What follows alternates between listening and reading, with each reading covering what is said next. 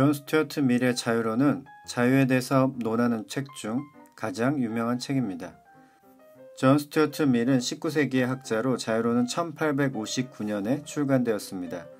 이 책이 나온 지 150여 년이나 지났지만 아직도 자유를 논할 때 가장 먼저 거론되는 책이 바로 이 책 자유론입니다. 저자나 책이 매우 유명하지만 사실 저는 이 책의 제목이 너무 단조롭게 들려서 별로 읽고 싶지 않았습니다. 그리고 이 책이 꽤 오래전에 나온 책이라 시대에 뒤떨어진 책일 것이라고 생각하기도 했습니다. 그래서 계속 미뤘었는데요. 그래도 자유에 대해서 말하려면 이 책을 읽는 것이 기본이라고 생각해서 최근에 이 책을 읽었습니다. 이 책은 제가 예상했던 내용과는 많이 달랐습니다.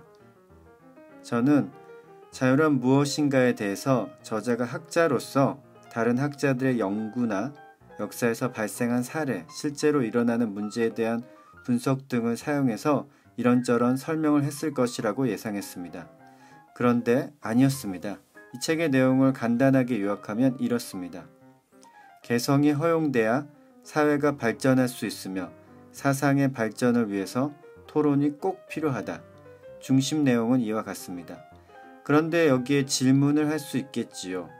그렇다면 개성은 어디까지 허용돼야 할까요? 개성이 조건 없이 허용된다면 사회에 해악을 끼칠 수도 있기 때문에 그에 대한 제한이 필요할 것입니다. 책의 후반부는 이에 대한 내용입니다. 개성을 개인의 자유로 이해한다면 이 책은 개인의 자유 발현과 사회의 발전 사이의 관계에 대해서 설명하고 있다고 볼 수 있습니다.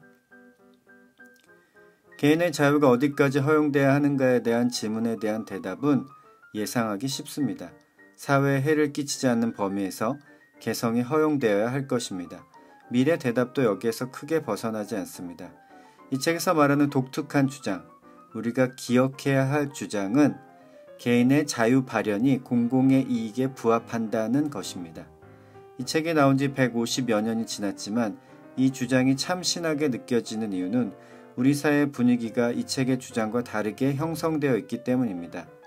사회 안정과 발전을 위해서는 튀는 개인을 억눌러야 할 것 같습니다. 사회의 규모가 커지면 커질수록 안녕과 성장을 위해서는 튀는 소수의 목소리를 무시해야 할 것 같은 느낌입니다. 우리는 국론이 통일되어야 사회가 일치단결해서 한 방향으로 발전해 나갈 수 있을 것 같다는 고정관념을 가지고 있습니다. 그런데 밀의 자유론은 그게 아니라는 것을 강력하게 주장하고 있습니다. 이 책의 차례를 보면 다음과 같습니다. 제1장 서론, 제2장 사상과 토론의 자유, 제3장 인류의 복리를 위해 필수적인 개성, 제4장 사회가 개인에 대해 가지는 권한의 한계, 제5장 적용. 자유론이 사상과 토론의 자유부터 시작한다는 것 자체가 독특한 구조입니다. 그 이유는 누구의 의견이든 간에 그 의견에 대한 반론을 제시하고 토론하는 과정이 반드시 필요하다는 것을 힘주어 말하기 위함입니다. 반대 의견을 말할 자유는 언제나 존중받아야 한다는 것이지요. 밀은 마르쿠스 아우렐리우스가 기독교를 박해하기로 결정한 것에 대해서 주목하는데 저는 이 부분이 인상적이었습니다. 그 결정은 잘못된 결정이었다고 지적하면서 다음과 같이 말합니다. 그러므로 자기가 마르쿠스 아우렐리우스보다 더 현명하고 더 선하며 현존하는 모든 지혜에 더 정통하고 지성에 있어서 그를 능가하며 진리를 추구하는 일에서 더 진지하고 일단 진리를 찾은 후에는 온 마음으로 그 진리에 헌신함에 있어서 그를 뛰어넘는다고 자신하는 사람이 아니라면 자기 자신과 다수가 힘을 합쳐서 제시한 의견은 절대로 틀릴 수 없다고 전제하고서 어떤 특정한 의견들을 전파하는 자들은 처벌받아 마땅하다고 주장해서는 안 된다. 밀이 기독교 도덕에 대해 지적한 것도 매우 일리 있는 설명입니다. 밀은 기독교 도덕의 이상은 선을 적극적이고 활발하게 행함으로써 고귀한 목표에 도달하는 것이라기보다는 악을 소극적으로 피해서 죄가 없는 상태를 유지하는 것이라고 말합니다. 그래서 기독교인은 타인과 접촉을 꺼리고 자신이 천국에 가기 위한 일에만 몰두하는 이기적인 성격을 띠게 되었다고 밀은 말합니다. 제3장에서 눈에 띄는 주장은 욕망과 충동에 대한 밀의 견해였습니다.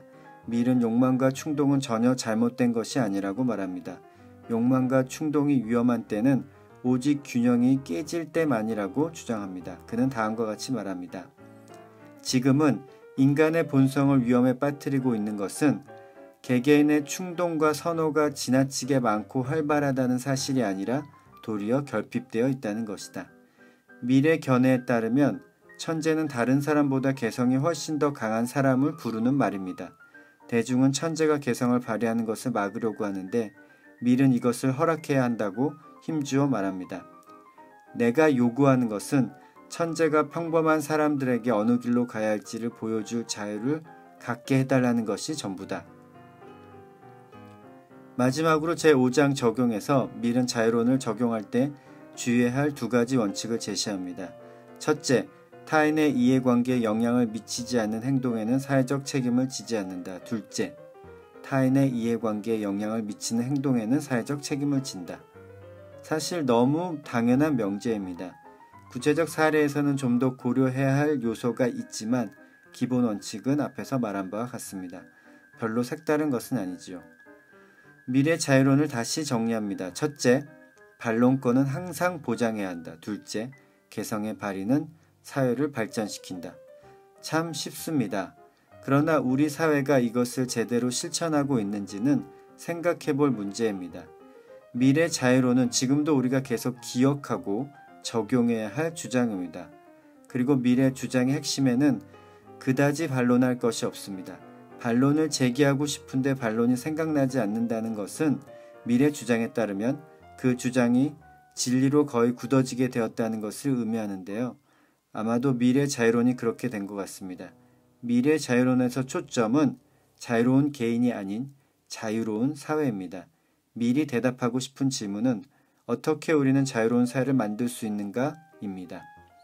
그러기 위해서 우리는 반론권을 보장하고 사회 구성원이 개성을 발휘할 수 있도록 장려해야 합니다. 자유민주주의 사회의 시민이라면 밀의 자유론은 반드시 실천해야 할 행동 수칙이라고 생각합니다.